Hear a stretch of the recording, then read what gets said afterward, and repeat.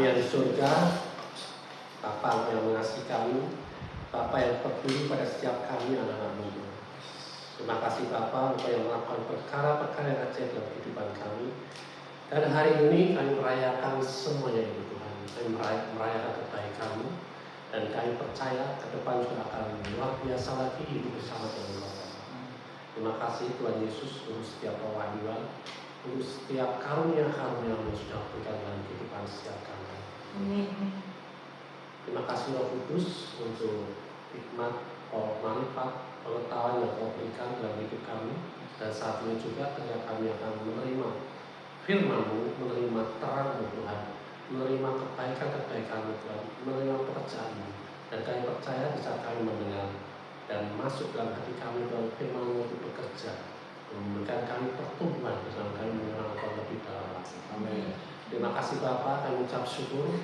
Dari dalam nama Tuhan Yesus kita semua sepakat menerima firman daripada Tuhan Yesus berkata. Amin. Shalom. Shalom. Shalom. Shalom. Ya. Semua bersuka cita. Amin. Ada damai sejahtera dalam hati. Amin. Kalau tidak ada berita Roh Kudus penuhi aku dengan damai sejahtera. Amin. Amin. Ya. Nah, hari ini judulnya adalah hidup dari perspektif kerajaan Allah. Ya, sempat saya kemarin juga sharing sama Mas Budi. Sebenarnya perspektif kerajaan Allah gitu. Jadi siapa yang pernah masuk keraton? Siapa yang pernah masuk kerajaan? Ya keraton itu bisa kerajaan juga ya. Rasanya bagaimana? Lihat keraton, suasana kerajaan, seperti rasanya gimana? Angker. Apalagi megah. Terus apa lagi? Khusyuk. Apalagi? Rasanya kepenginnya gitu. Ya. Nah, ketika saya harus mengungkapkan ini, menerima pewahyuan ini, menerima pengajaran ini, dan hari ini saya sampaikan, ya saya dapat kemuliaan, ya kan? Karena bicara tentang kerajaan Allah. Kalau ke keraton sering, ya, ke keraton sering, tetapi dalam kerajaan Allah sangat berbeda jauh, saya percaya. Dan setelah saya menerima pewahyuan ini semua, ya memang berbeda jauh. Dan masuk di dalam kerajaan Allah untuk melihat kerajaan Allah, ya siapa yang pernah itu? Siapa yang pernah? Kalau kita nggak dapatkan pewahyuan langsung dari pemilik kerajaan Allah, kita nggak akan bisa mengerti. Amin. Ya. Itu juga saya ulang lagi, maksudnya apa? Seperti ini, perspektif kerajaan Allah. Artinya apa? Memandang dari sisi kerajaan Allah. Bukan kita di dunia melihat kerajaan Allah, itu namanya perspektif dunia tentang kerajaan Allah. Tapi ini perspektif tentang perspektif kerajaan Allah, cara pandang, sudut pandang kerajaan Allah dalam melihat kehidupan kita saat ini. Cara kita hidup, budaya kita hidup, seperti itu. Supaya apa? Supaya kita hidup kita sesuai dengan apa yang kerajaan Allah ini lihat. Kerajaan Allah ini mau nyatakan di bumi ini. Amin. Amin. Ya. Jadi hidup dari perspektif kerajaan, hidup dari cara pandang kerajaan Allah. Supaya apa? Supaya kita ini adalah anak-anak Allah terbiasa hidup di dalam kerajaan Allah. Amin. Amin. Ya. Jadi ketika besok kita kiamat, kita naik ke surga atau kita hidup dalam kerajaan Allah, itu nggak bingung. Jadi terus caranya kalau piring piye, caranya makan piye, cara bicaranya gimana, nggak bingung. Ya. Pola pikirnya seperti apa, nggak bingung. Amin. Amin. Ya. Nah, jadi mungkin dekat lagi, makanya kita belajar saat ini. Amin. Ya, jadi jangan hidup dari apa yang terlihat, karena kita nggak bisa melihat kerajaan Allah. Amin. Ya, tapi ya, jadi kamu jangan hidup dari apa yang terlihat, tetapi dari apa yang sudah disediakan oleh Tuhan. Dan yang disediakan Tuhan itu juga tidak terlihat. Nah, perlu diperlihatkan, perlu dinyatakan dalam kehidupan kita. Ya. Nah, ayatnya itu dari Matius 17 ayat 22 sampai 27. Dan Matius 18 ayat 1 sampai 14. Kita nanti bertahap akan pelajari ini semua. Nah, Dan itu berkaitan dengan apa? Berkaitan dengan salib. Jadi salib yang telah menyelesaikan semuanya. Kalau salib belum menyelesaikan semuanya, kita nggak ada satu pun di dunia ini yang bisa hidup di dalam kerajaan Allah. Ya. Salib telah menyelesaikan semuanya. Kita hidup dari posisi yang berbeda lagi, bukan posisi yang kalah, bukan posisi yang terhukum. Kita ada di dalam posisi pemenang. Jadi bukan lagi berjuang untuk menang. Amin. Ya. Nah, jadi fokusnya pada apa? Fokusnya pada janji Tuhan, bukan masalah. Jangan hidup dari pujian manusia. Ya, nanti kita step by step. Nah, saya mau tanya ya hari ini. Kalau suatu saat ya, saya pas Brian tadi ya, main drum. Dan kita berkata, wah Mas Brian, luar biasa Tuhan pakai hidupmu, main drum sedemikian rupa. Ya, belum pernah di gereja lihat pemain drum. Belum pernah dari ini lah. Iya. Isi luar biasa. Luar biasa. Ya, luar biasa itu. Ya. Nah, ketika Mas Brian menerima perkataan itu, rasanya gimana? Bangga? Bangga. Ya. Tapi suatu saat ada orang juga lihat, mungkin ada orang datang. Ya, terus dia bilang seperti ini lagi, itu biasa aja seperti itu, biasa seperti itu, nggak ada istimewanya. Rasanya gimana kalau seperti itu? Rasanya Cuekin aja. Cuekin aja, ya kan? Nah, perasaan kita bisa berubah-ubah, betul nggak? Ya, mengapa dari dua kalimat yang berbeda itu bisa membuat hati kita ini naik turun seperti itu. Ya. Karena apa? Karena seringkali identitas kita pun masih bergantung pada penilaian manusia.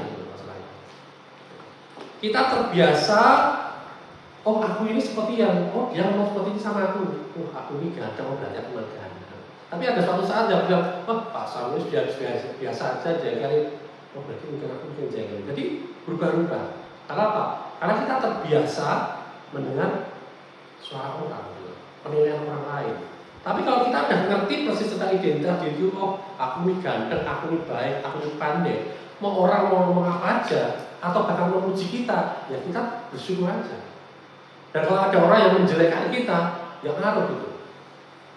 Karena apa? Dia ngomong aku jelek, aku tetap ganteng kok. Amin. Ya.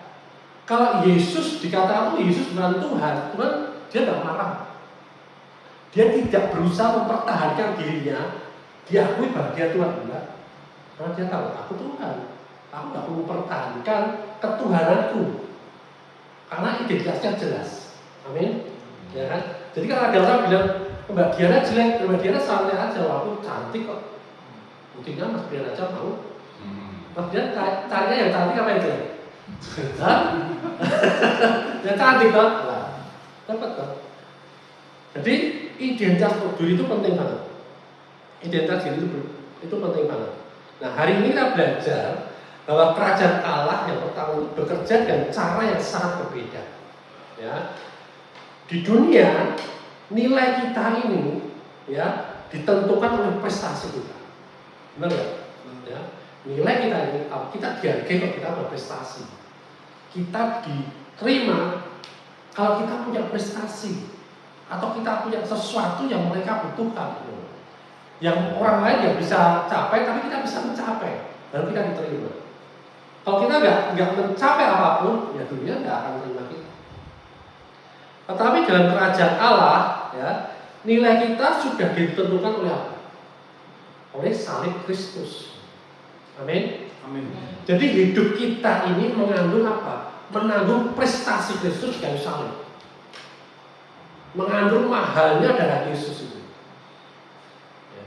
Jadi nilai kita ini ditentukan, loh kita ini aja ditebus dengan harga yang sangat mahal dan tidak ada orang yang bisa menebus. Ya. Jadi nggak ada orang yang bisa menilai kita tepat seperti apa yang Tuhan nilai dalam kehidupan kita. Amin. Ya. Jadi kalau kita mengerti itu, kita nggak akan pernah bisa tersinggung. Kita nggak pernah bisa tersinggung karena penilaian orang lain. Amin. Amin. Nah, Itulah sebabnya hidup kita tidak boleh dikendalikan oleh keadaan ataupun opini orang apapun tentang hidup kita. Ya, nah, ketika Yesus ini sedang menuju ke salib, ya, sebentar lagi dia akan disalib, ya, di dalam ayat itu tadi, ya. Anehnya murid-muridnya justru sibuk apa? Ya, mereka sibuk ini. Siapa yang terbesar nanti ya di antara kita ini? Loh, Yesus ini lagi menuju salib, ya. Hidupnya lagi akan disalibkan, ya. Murid-muridnya masih ini. Siapa yang di antara kita nanti yang terbesar? Ya. Siapa yang paling penting? Siapa yang paling hebat di antara kita ini? Aneh kan? Padahal sementara Yesus sedang mempersiapkan penebusan dunia ini, ya, sangat ironis sekali. Nah, kadang kita juga seperti itu, ya. Kita sibuk tiap hari mengejar pengakuan orang, ya.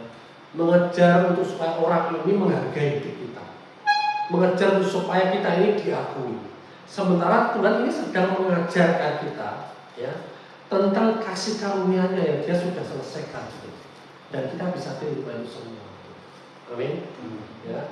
Jadi mulai dari kita belajar dari perspektif kerajaan Allah itu adalah apa? Jangan sampai kita kehilangan fokus gitu. Fokusnya apa? Ketika Yesus ini sedang menuju salib karena Dia mengasihi kita, kita ini juga fokus, kita lagi dipanggil untuk hidup di dalam kasih karunia-Nya. Hidup di dalam kasih karunia itu apa? Hidup menerima hadiah. Hidup menerima kado, ya. Seperti kata Mas Bierman, cara menerimanya gimana? Terima aja, benar nggak? Ya. Nah, seperti itu.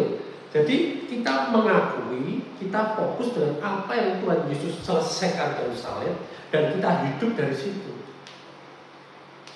Atau mau nyanyi Tuhan, mau salib. Ya. Jadi jangan berfokus pada masalah, itu yang penting di situ, nomor satu. Ya, tapi pada janji Tuhan. Di Matius 17 ayat 22 sampai 23 coba baca. Matius 17 ayat 22 sampai 23. Fokus ini penting ya. Matius 17 ayat 22 sampai 23. Silakan dibaca. Pada waktu Yesus dan murid-muridnya bersama-sama di Galilea, Ia berkata kepada mereka, Anak manusia akan diserahkan ke dalam tangan manusia, dan mereka akan membunuh Dia, dan pada hari yang ketiga Ia akan dibangkitkan. Maka hati murid-muridnya itu pun sedih sekali. Amin. Ya. Yesus berkata, Aku akan disalibkan. Benar nggak? Ya. Aku akan disalibkan. Ya. Tetapi Dia juga berkata, Aku akan bangkit. Amin.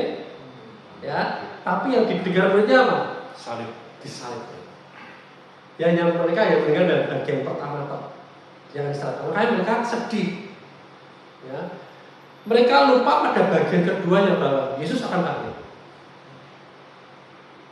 Jadi salib ini bukan akhir cerita di dalam kasih karunia. Akhir ceritanya itu apa? Di kebangkitan itu. Sering kita ini lupa juga, ya. Kita lupa, aduh, usahaku turun, usahaku kok mengalami kebangkrutan, atau aku bingung mau usaha apa, gak ada modal, ya kan? Kita nggak melihat bahwa Yesus sudah bayar itu. Yesus sudah melakukan segala sesuatunya, sehingga kalau kita lakukan terus usaha kita itu berhasil, pasti akan mengalami keberhasilan. Ya. Atau, waduh, dokter kok bilangnya seperti ini ya, sakitku, aku tinggal 6 bulan lagi, atau aku tidak bisa sembuh, aku harus ketemu Dia seumur hidup. Ya, seperti yang pernah disaksikan oleh Evangelis Cipto, dokter berkata, Ibu akan ketemu saya seumur hidup. Tetapi kalau kita fokus pada janji Tuhan, aku sudah disembuhkan dan aku sudah menerima kesembuhan. Ya. Jadi perkiraan dokter itu bahwa dia akan ketemu dengan Indri Cipto itu seumur hidup, ternyata nggak kesampaian. Mungkin dia sekarang kangen kan. Harusnya seumur hidup loh ketemu saya. Ya. Sampai aja yang terakhir itu dia cek lagi, suruh USG lagi, loh kok udah bersih ya? Udah selesai penyakitnya. Karena apa? Kita hidup dalam perspektif kerajaan Allah. Kita hidup di dalam, oh ya, aku sudah terima kesembuhan, aku sudah terima pemulihan. Amin. Amin. Ya. Mungkin kita punya masalah keluarga atau anak atau siapapun. Ya. Kita sudah ngerti dalam perspektif kerajaan Allah. Itu akan diubahkan menjadi berkat. Itu sudah selesai. Kita sudah menjadi pemenang. Amin. Ya. Jadi ya kita ini lewat gitu aja. Gitu. Jangan sampai apa kita terpuruk, kita menyesali, kita apa ya, nggak bisa move on, ya. Karena apa? Tuhan sudah lakukan itu semua. Tuhan sudah bayar dengan harga yang paling mahal. Jadi kita jangan fokus lagi dengan setiap masalah yang ada, tapi kita fokus pada apa? Janji Tuhan, ya. Pada janji Tuhan. Nah, karena itu orang percaya selalu punya harapan. Amin. Dan harapannya harapan yang pasti. Ya, karena apa? Karena Tuhan sudah ada di dalam setiap harapan kita itu. Bukan Yeremia 29 ayat 11. Yeremia 29 ayat 11. Silakan dibaca.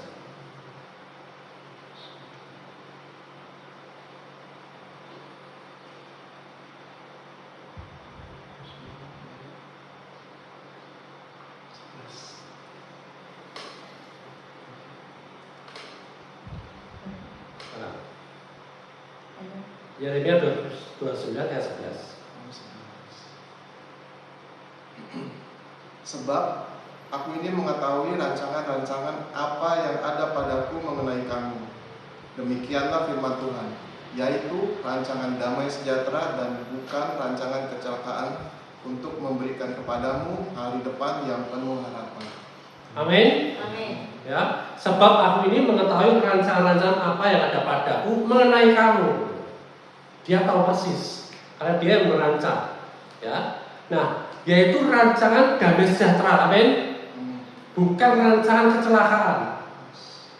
Ya, untuk memberikan kepadamu hari depan yang penuh harapan, hari depan yang kamu harapkan. Ya, contohnya, misalkan saat ini seperti Mbak Diana sedang hamil, harapannya apa? Anak nanti keluar sehat, itu pasti lah. Rancangan Tuhan untuk Mbak Diana nanti lahir anaknya sehat, anaknya luar biasa. Ya, kalau cowok ganteng, kalau cewek cantik, ya, sehat, Amin. kuat.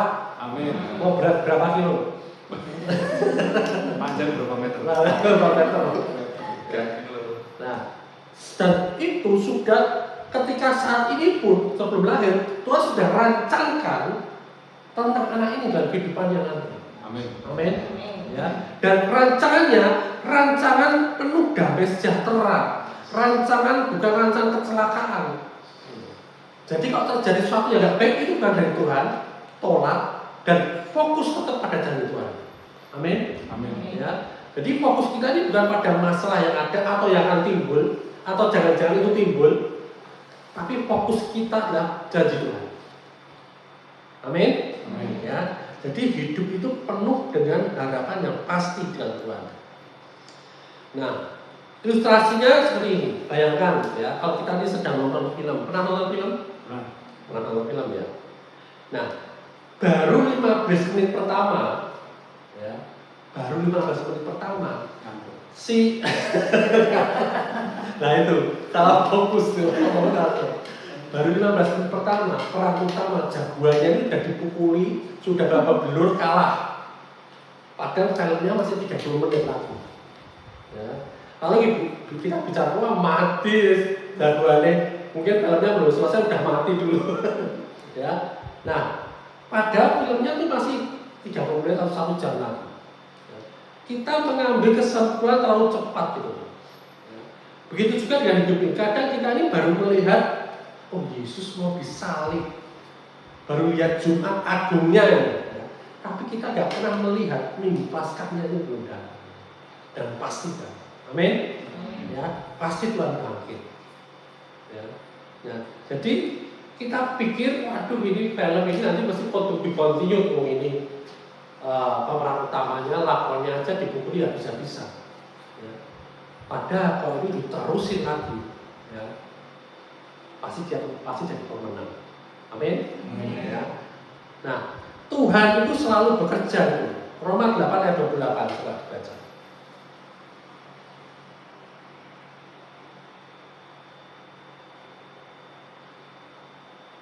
Roma 8 ayat 28.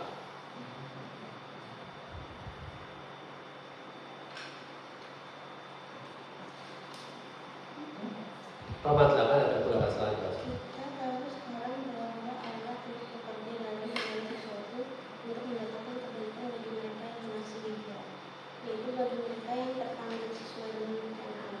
Amin. Amin. Percaya kita semua terpanggil dalam rencana Allah.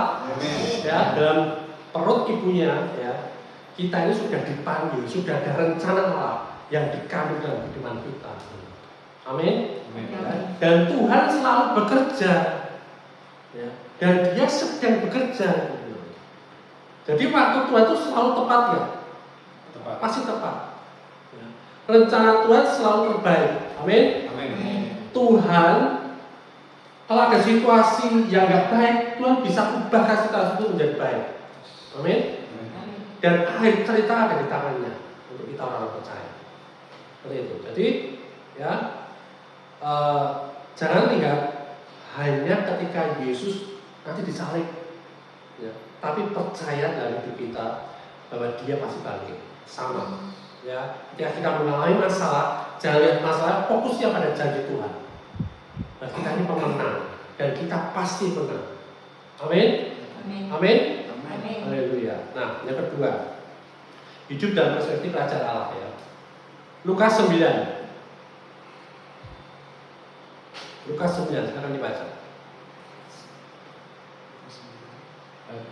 Lukas 9. Lukas 9.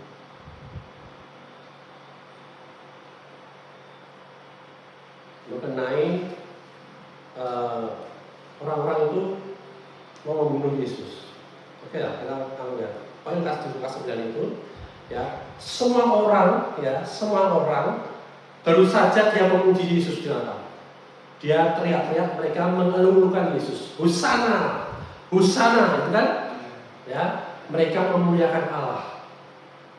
Tapi Yesus waktu itu berkata, waktu ketika mereka sorak-sorak Yesus, Yesus berkata, mereka akan membunuh aku.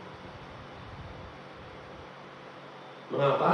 Karena Yesus tahu manusia itu gampang berubah. Gampang berubah. Ya. Jadi jangan pernah membangun identitas kita ini berdasarkan pujian. Bahaya. Ya. Nah, Yesus tahu manusia pasti berubah. Orang yang hari ini memuji, besok bisa mengkritik atau bahkan bisa mengejek kita, bahkan bisa merendahkan kita. Jadi identitas kita nggak boleh bergantung pada opini orang, pendapat orang. Amin. Jadi orang yang saat itu berteriak hosana memuliakan Yesus luar biasa, bersorak-sorai, menggelar baju mereka, ya, untuk Yesus lewat, ya. 5 hari kemudian, hari Jumatnya, mereka berteriak, orang yang sama berteriak apa? Salibkan dia. Salibkan dia. Orang-orang yang tadi mau memuliakan Tuhan, hosana, dan kalau hari ini kita bisa lihat orang memuji Tuhan, ya, kita bisa berkata-kata indah untuk Tuhan. Beberapa hari kemudian bisa saja mereka menyangkal Tuhan. Amin. Ya. Jangan hidup di situ. Perspektif kerajaan Allah seperti itu. Ya. Jadi jangan pernah membangun identitas kita ini berdasarkan pujian-pujian manusia. Tetapi bangun identitas diri kita ini di atas kasih dan perkenanan Allah. Amin. Bahwa kita ini sudah dikasihi dan kita sudah hidup dalam perkenanan Allah. Perkenanan Allah bukan usaha kita, Allah senang pada kita. Tapi kita hidup di dalam perkenanan Allah. hidup di dalam apa yang Allah sudah sediakan karena Dia sudah berkenan dalam hidup kita. Amin. Jadi lebih baik apa? Lebih baik berlindung pada Tuhan daripada mengandalkan manusia. Amin. Ya, ilustrasinya apa? Kalau hari ini saya alami ya. Aku posting video short atau posting video apapun ya kan. Yang biasanya kita lihat apa? Yang nge-like siapa? Ada berapa yang nge-like? Betul nggak? Ada yang berapa yang nge-like? Ada yang berapa yang kasih jempol? Ya, ada berapa orang yang lihat, yang nonton? Betul nggak? Ya. Nah, hari ini bisa aja sampai 100, 200 ribu orang. Ya, kita senang. Tapi besok tiba-tiba tidak ada yang nge-like, nggak ada yang nonton, cuma 6 orang, ya kan? Nah,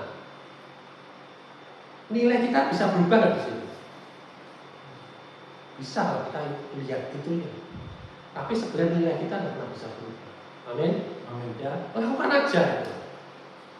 Kadang-kadang 6 orang, nanti kan jadi puluhan, jadi ratusan dan belum terjadi. Mengapa? Karena nilai kita ini ditentukan oleh Kristus, bukan oleh pendapat orang. Ya, bukan dari algoritma orang, seperti itu ya. Bukan dari komentar, bukan dari follower, ya kan? Bukan dari perkenalan manusia, enggak. Identitas kita ini aman karena apa? Berdasar di dalam Kristus, bukan di dunia. Kristus berubah enggak? Enggak. Di dalam menilai hidup kita berubah enggak? Enggak. Jadi kalau orang lain ngomong tidak mengasihi kita, ya kita santai aja. Yesus mengasihi aku ya. Amin. Ya. Galatia 1 ayat 10 coba dilihat. Galatia 1 ayat 10. Coba dibaca.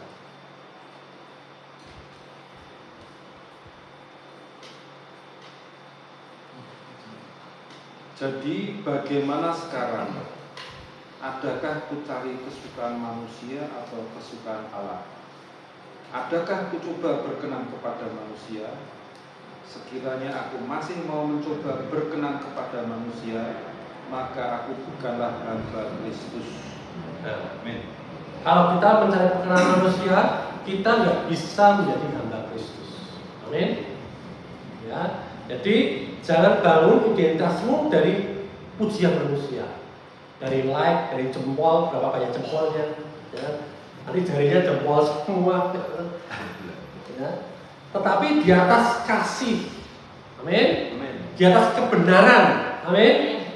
Di atas janji-janji Tuhan dalam hidup kita, amin. Ya, yang kedua, yang ketiga, perspektif ajaran Allah, ya. Ini luar biasa, ya. Nah, ketika itu Yesus, ya, menyuruh apa? Petrus pergi memancing. Untuk apa? Untuk bayar pajak. Jadi siapa mau bayar pajak, ayo mancing. Yesus menyuruh Petrus mancing, ya. Nah, ikan yang pertama ada uangnya, Yesus bilang seperti itu. Nah, mengapa Yesus tidak langsung menciptakan uang atau dari surga langsung turun uang? Ya.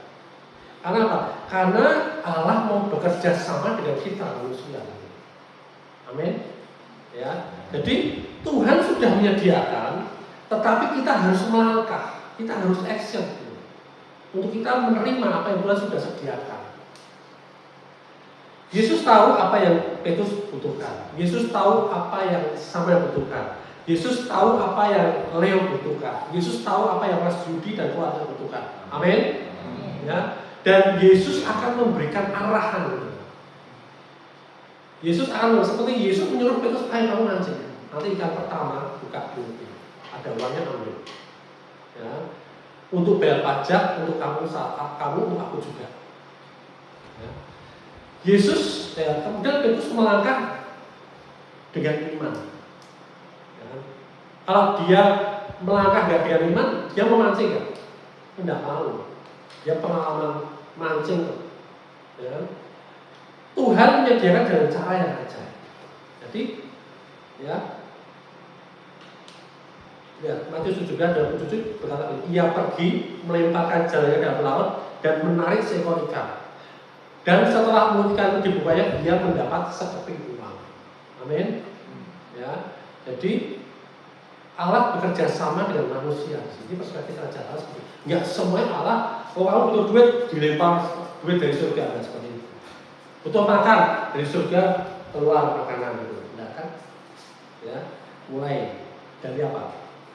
Mama datang masakin masakan, atau bawain oleh-oleh, ya, atau dipanggil makan, ya.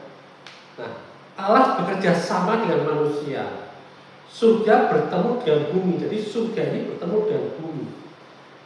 Jadi langkah kita hari ini apa? Bisa menjadi saluran berkat yang Tuhan sudah sediakan. Amin. Tuhan sudah menyediakan. Sekarang saatnya kita melangkah, mengambil, menerima. Amin. Ya. Jadi Tuhan sudah menyediakan, mulai dengan arahannya dari Tuhan itu apa? Arahannya apa? Petunjuknya apa? Kemudian apa? Melangkah dengan iman. Ketika petunjuknya terasa mustahil, ya melangkah aja, percayalah gitu. Ya, melangkah dengan iman, percaya pada penyediaannya. Percaya, oh ya, kalau dia sudah ngomong seperti itu, berarti dia sudah sediakan. Ya, melangkah aja, percaya. Amin.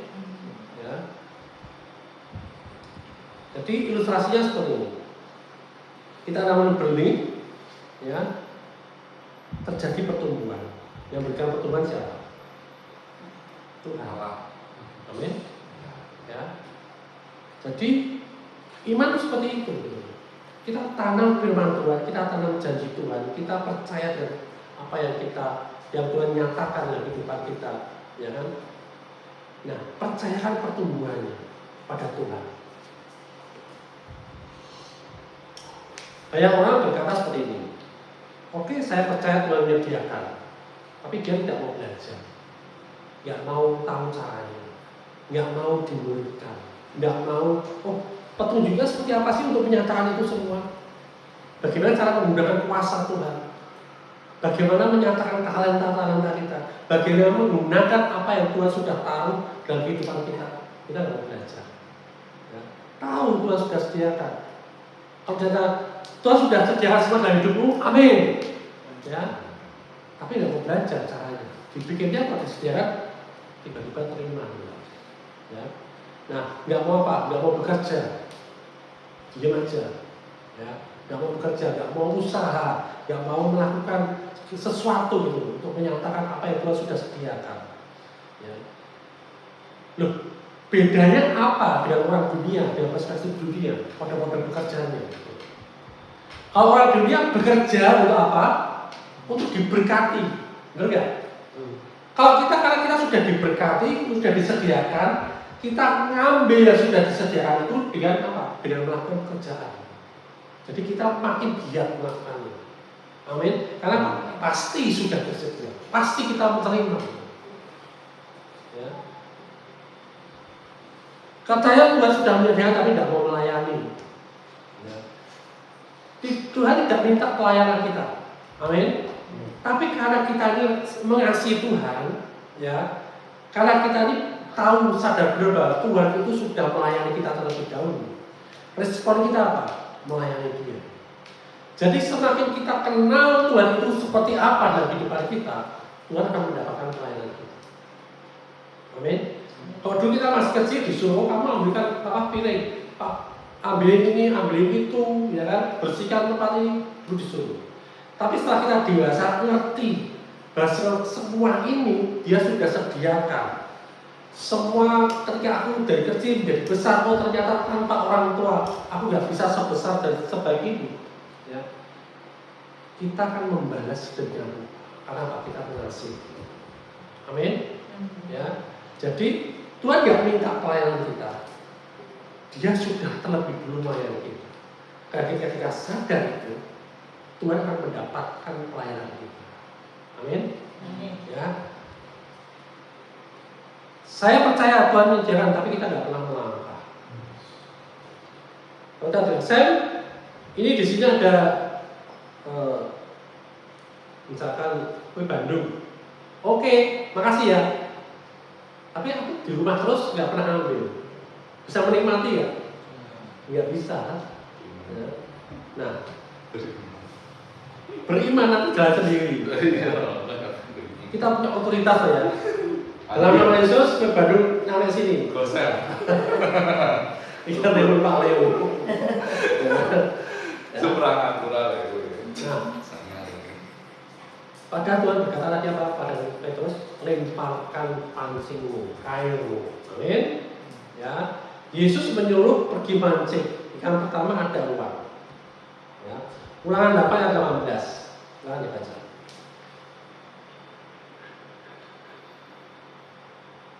Ulangan 8 ayat 18.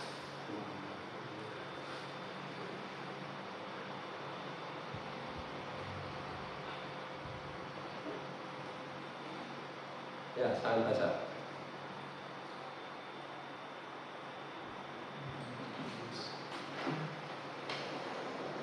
Tapi haruslah engkau ingat kepada Tuhan Allahmu, sebab Dialah yang memberikan kepadamu kekuatan untuk memperoleh kekayaan, dengan maksud meneguhkan perjanjian yang diikatkannya dengan sumpah kepada nenek moyangmu seperti sekarang ini. Amin. Ya, ingat itu. Jadi selalu ingat. Oh ya, Tuhan itu memberi aku kuasa untuk memperoleh apa? Kekayaan. Jadi bukan Tuhan yang lupa, tapi kita yang sering lupa. Ya, makanya Tuhan bilang ingat. Tuhan memberi kuasa untuk memperoleh kekayaan, bukan menjatuhkan uang dari langit. Amin. Ya, tidak bisa kalau tiba-tiba dari langit masuk. Kalau tiba-tiba ada yang transfer bisa. Ya, makanya sering-sering tengok MPG-nya. Nah, alat kerjasama dengan manusia. Ya, nah langkah iman hari ini apa? Belajar. Bekerja, amin, melayani, melangkah, ya. Tapi dengan percaya pada Tuhan, nggak asal bekerja, nggak asal belajar. Supaya aku belajar apa, enggak, ya ada arahannya. Terus aku mau melayani apa aja, nggak seperti itu juga, ya. Melangkah, action, gitu. Ya. Itu respon kita terima apa yang Tuhan sudah sediakan. Jadi Tuhan sudah menyediakan, kita harus melangkah. Amin. Amin. Ya, itu yang ketiga. Yang keempat, kasih semuanya ada 15. Yang keempat, ya, kebesaran menurut Tuhan itu berbeda. Ya, lihat di dalam Matius 18 tadi murid bertanya siapa yang terbesar ya di antara kita ini. Ya, Matius 18 ayat 3 sampai 4. Aku berkata kepadamu, jawabannya apa? Sesungguhnya jika kamu tidak bertobat dan menjadi seperti anak kecil, kamu sekali-sekali jangan masuk ke dalam kerajaan surga. Lihat, ya. Yang lainnya sibuk, siapa yang terhebat, siapa yang terbesar, siapa yang terkenal, ya. Yesus tidak menunjuk siapa? Petrus. Oh, kamu Petrus, kamu yang terbesar. Atau Yohanes. Yang Yohanes mengaku bahwa dia murid yang paling dikasih, ya. Atau dia menunjuk orang terkenal lainnya, tidak. Tapi dia menunjuk apa? Anak kecil. Intinya apa? Ya. Kerendahan hati, kepercayaan dan ketergantungan itu penting. Ya. Ketergantungan pada Tuhan adalah jalan menuju kebesaran dalam kerajaan Allah. Itu anak kecil, ya, benar kan? Karena apa? Karena anak kecil itu bergantung gitu loh, benar ya? Nah, kerajaan Allah itu dibangun atas ketergantungan kita kepada Bapa, pada Allah, bukan pada kemampuan diri kita sendiri. Dunia mengejar posisi, tapi kerajaan Allah mencari hati yang mau berserah, hati yang mau bergantung pada Dia. Ini perspektif kerajaan Allah seperti itu. Makanya dia tunjuk anak kecil ini. Karena apa? Anak kecil dia selalu bergantung pada orang tuanya. Anak kecil dia tahu bahwa dia tidak mampu, tapi dia tahu dia harus belajar, dia harus bergerak, ya. Dan dia percaya pada Bapa. Amin. Ya, itu perspektif kerajaan Allah. Jadi jalan menuju kebesaran dengan kerajaan Allah, berserah, bergantung, percaya, rendah hati. Itu perspektif kerajaan Allah. Kalau lapar, anak khawatir nggak? dia tidak cari ayahnya. Ya, dan juga kemudian kalau lapar, "Ma, aku lapar." Ya, namanya sekarang mau mati open kan ya gitu loh. Ya, kan ya. Tapi kalau udah dewasa, "Mah, lapar." Apa? Cari makanan apa suruh cari sendiri? Disiplin kurang. Kalau takut anak, ya dia pasti dipeluk ayahnya. Amin. Ya. Kalau dia lapar, ya pasti dia cari ayahnya. Kenapa? Dia percaya bahwa ayahnya mampu. Dia percaya bahwa mamanya baik dan mesti menyediakan. Kalau takut, ya dia meluk ayahnya. Mengapa? Karena dia percaya ayahnya mampu melindungi dia. Amin. Itu ketergantungan. Itulah iman, itu seperti itu. Percaya pada apa yang Tuhan sudah sediakan, seperti apa yang firman katakan. Ya, bukan merasa wah aku mampu sendiri kok. Tapi kita percaya bahwa Bapa mampu lakukan semua. Ya, itulah sebabnya kasih karunia berkata seperti ini. Saya tidak hidup karena aku kuat. Aku nggak hidup karena aku kuat. Ya, aku hidup karena Kristus hidup di dalam aku. Itulah kasih karunia. Amin. Ya, percaya pada kesetiaannya. Kerajaan Allah dibangun atas ketergantungan. Ya, semakin kita rendah hati, semakin tinggi kerajaan Allah dalam hidup kita. Amin. Nah, itu perspektif kerajaan Allah. Nah, penutup, nah lega penutup ya. Tuhan mengingatkan kita 4 hal di sini ya. 4 sebenarnya ada 15 dari 4 hal. Hari ini percaya, amin. Percaya, katakan. Percaya. Tuhan setia menuntun hidupku. Tuhan setia menuntun hidupku Sampai akhir. sampai akhir. Amin. Amin. Ya, apa aja yang ada 4 tadi. Yang pertama apa? Jangan melihat masalah, tapi lihat janji Tuhan. Ya, ini perspektif kerajaan Allah. Yang pertama, jangan lihat masalah, tapi lihat janji Tuhan. Yang kedua, jangan hidup dari pujian manusia, hidup dari identitas kita di dalam Kristus. Amin. Ya, suatu saat kita akan bahas apa aja identitas kita di dalam Kristus. Ya, yang nomor 3, lakukan bagianmu, Tuhan akan melakukan bagiannya. Amin. Yang keempat, jadilah seperti anak kecil, bergantung penuh pada Bapa. Amin. Jadi segala sesuatu indah pada waktunya dan Tuhan bekerja dalam segala hal. Bergantung pada Bapa, berjalan dalam kasih karunia. Itu hidup yang diberkati. Amin. Amin. Terus kesimpulannya apa? Ya, hidup dalam kasih karunia. Salib telah menyelesaikan semuanya. Kenapa kita bisa hidup seperti 4 hal tadi? Karena apa? Karena salib telah menyelesaikan semuanya. Jadi kita tidak sedang berjuang agar Tuhan memberkati, tapi karena salib kita sudah diberkati. Amin. Kita sedang belajar menerima apa yang sudah disediakannya. Belajar menerima apa yang Tuhan sudah sediakan. Menerima kado kita daripada Tuhan.